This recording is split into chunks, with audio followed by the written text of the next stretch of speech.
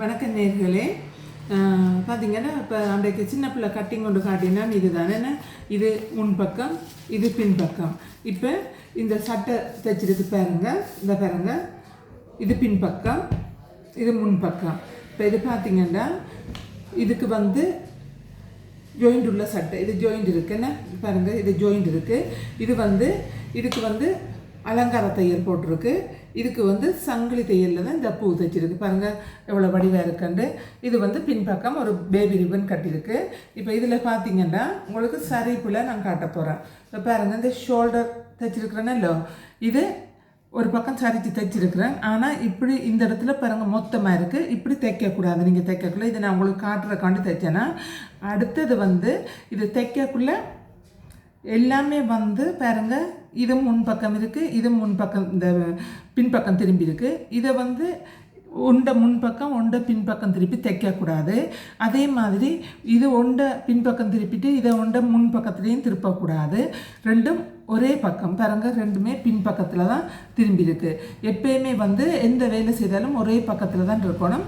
அடுத்தது எல்லாம் நூல் ஓடுறது, சின்ன நூல் ஓடி இதுக்கு பாருங்க சோம் தையல் போட்டிருக்குறேன். பாருங்கள், இதுக்கு சோம் தையல், இதுக்கும் சோம் தையல். மற்றது நீங்கள் என்ன செய்வீங்கன்னா சில நேரம் இந்த கரையை தைச்சிட்டு ஜாயின் பண்ணுவீங்க. அப்படி ஜாயின் பண்ணக்கூடாது. அப்படி ஜாயின் பண்ணால் இந்த இடத்துல பிசுறு தெரியும். அப்போ முதல்ல நீங்கள் செய்யக்குள்ள இந்த இதை தைக்கணும், பின்பக்கம் இதை மடித்து தைக்கணும் ஓப்பனை. அதே மாதிரி ரெண்டு பக்கமும் சோம் தையலில் போடணும். அதுக்கு பிறகு அது தைச்சி முடிஞ்ச பிறகு அதுக்கு பிறகு நீங்கள் இதை மடித்து சின்ன நூல் ஓடணும். சின்ன நூல் ஓடி போட்டு கழுத்தையும் தைச்சிட்டு கையையும் தைச்சிட்டு அதுக்கு பிறகு தான் இதை மூட்டணும். இதை மூட்டிட்டு தைச்சிட்டு லாஸ்ட்டாக தான் நீங்கள் வந்து இந்த இதை சோம் தையலில் தைக்கணும். அப்போ இது பாருங்கள், ஜாயிண்ட் உள்ள சட்டை உங்களுக்கு நல்லா தெரியும். இதில் வந்து ஜாயிண்ட் இருக்குது. இப்போ அதுக்கு பிறகு இப்படி ஒரு பேபி ரிப்பன் எடுத்து இப்படி நீங்கள் இதில் தைச்சி விட்டுருங்க. கையிலேயே தைக்கலாம், மெஷினில் தைக்க தேவையில்ல. இதில் எல்லாமே கை தையல் தான். பார்த்தீங்கன்னா இந்த சைடு மட்டும்தான் மெஷின் தையல் தைச்சிருக்கிறோம், மற்றதெல்லாம் கை தையல். சரியா? அப்போ இப்படி இந்த கட்டிங் இந்த சட்டை வந்து இது இந்த குருவி பார்த்தீங்கன்னா முழுக்க சங்கிலி தையல் தான். இந்த சங்கிலி தையல் இந்த அலங்கார தையல்லாம் உங்களுக்கு அடிப்படை முதல்ல பழகக்குள்ளேயே காட்டிட்டேன். சரியா? இது எப்படி உண்டானது நெக்கினம் அதே மாதிரி தைச்சிருக்கிறேன் பாருங்கள். எல்லாம் அலங்கார தையல் தைச்சி போட்டு இது நீங்கள் தைக்கக்குள்ளே 18 இல்லை 16 சதுர துணி எடுத்து அதை ரெண்டாக மடிச்சுட்டு ஒரு குறிப்பிட்ட இடம் வரைக்கும் தைக்காமல் விட்டுட்டு மற்றதெல்லாம் தைச்சி போட்டு இதை மற்ற பக்கம் திருப்பிட்டு இந்த அலங்கார தையலை போட்டுட்டு இந்த குருவியை போட்டிங்கன்னா நீங்கள் என்ன பூ போடுறீங்களோ சட்டைக்கு போடுற அதே வந்து இதுக்கும் போட்டிங்கன்னா இது நல்லா இருக்கும். சரியா? இப்போ இது ஒரு செட் முடிஞ்சுது. அடுத்தது பார்த்தீங்கன்னா இது வந்து உங்களுக்கு சொன்னா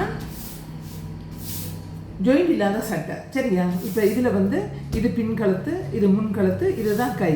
இப்போ பாருங்கள், மடித்து விட்டால் உங்களுக்கு கட்டிங்கில் எல்லாம் எப்படி வெட்டணும்னு காட்டியிருக்கிறேன். இதுவும் அதே மாதிரி தான் தைக்கணும். இது பார்த்தீங்கன்னா சைடில் பொறுத்து இல்லை. இந்த ஷோல்டரை பாருங்கள், இதுதான் சரியான முறை. இங்கே பாருங்கள், இதை வந்து தைச்சிட்டு இப்படி ரெண்டு பக்கமும் பிரித்து விடணும். ரெண்டு பக்கம் பிரித்து விட்டால் பாருங்கள், இந்த இடம் சரியான மெல்லிஸாக இருக்கும். அதுக்கு பிறகு இந்த நூல் கலராமல் இருக்கிறதுக்கு இதுக்கு வந்து கம்பளி தையல் போட்டிருக்கிறேன். பாருங்கள், கம்பளி தையல் போட்டால் அந்த நூல் பிசிறுக்கிளம்பாது நல்லபடியாக இருக்கும். இப்படி விரித்து விட்டுட்டு தான் தைக்கணும். சரியா? அது எல்லா சட்டையும் அதே மாதிரி தான். இது வந்து பின்னுக்கு வந்து சோம் தையல், இது வந்து சோம் தையல், இது ஜாயிண்ட் இல்லை, இது ஃபுல்லாக சோம் தையல் தான். இதுகளுக்கு நூலோடி தைச்சிட்டு இந்த டிசைனை போட்டுருக்கு. இப்போ பாருங்கள், இது எவ்வளோ வடிவாக இருக்குண்டு. இப்போ இதுக்கு வந்து பார்த்திங்கன்னா இந்த எம்ப்ராய்டிங்க்கு இது வந்து கம்பளி தையல், இது வந்து அந்த முடிச்சு போட்டிருக்கிறேன் கம்பளி தையல், இது வந்து சங்கிலி தையல். பாருங்கள் எவ்வளோ அழகாக இருக்குது. இப்படி சின்ன பூக்களை போட்டிங்கன்னா வடிவாக இருக்கும். இதை போட்டு தைச்சி போட்டால் பேபிக்கு நல்ல உடம்புக்கு இதமாக இருக்கும். அதாவது வந்து மொத்தமாக போட்டோம்னா பிள்ளைக்கு கஷ்டமாக இருக்கும். இது நல்ல மெல்லிய துணி. பப்ளின்லேயே நீங்கள் தைக்கலாம். இது நான் பப்ளினில் தான் தைச்சிருக்கிறேன். உங்களோட கையாலேயே நீங்கள் தைச்சி உங்களோட பிள்ளைகளுக்கு போட்டிங்கன்னா அவ்வளோ சந்தோஷமாக இருக்கும். சரியா? அதே மாதிரி கலர்கள் உங்களுக்கு தேவையான கலர்களை நீங்கள் போட்டுக்கொள்ளலாம். இதை கூடிய டபுள் கலராக போடலாம். இந்த இது கூடிய 2 கலர் நூல் போட்டு போடலாம். சரியா? இது ஜாயிண்ட் இல்லாதது இன்னும் பிள்ளைகளுக்கு நல்லா இருக்கும், அண்டாது உடம்புக்கு. அதே மாதிரி இதுக்குண்டான நெக்குன்னு பாருங்கள், இதுதான். இதை பாருங்கள், இப்படி போட்டுட்டு இப்படி போட்டால் இதுக்கு இது இப்போ இவ்வளவுதான் உங்களுக்கு தெரியும். ஏன்னா இந்த தையல்கள் எல்லாம் இந்த கம்பளி தையல், சங்கிலி தையல், இந்த அலங்கார தையல்லாம் உங்களுக்கு நான் முதல் காணொலியில் போட்டிருக்கிறேன்.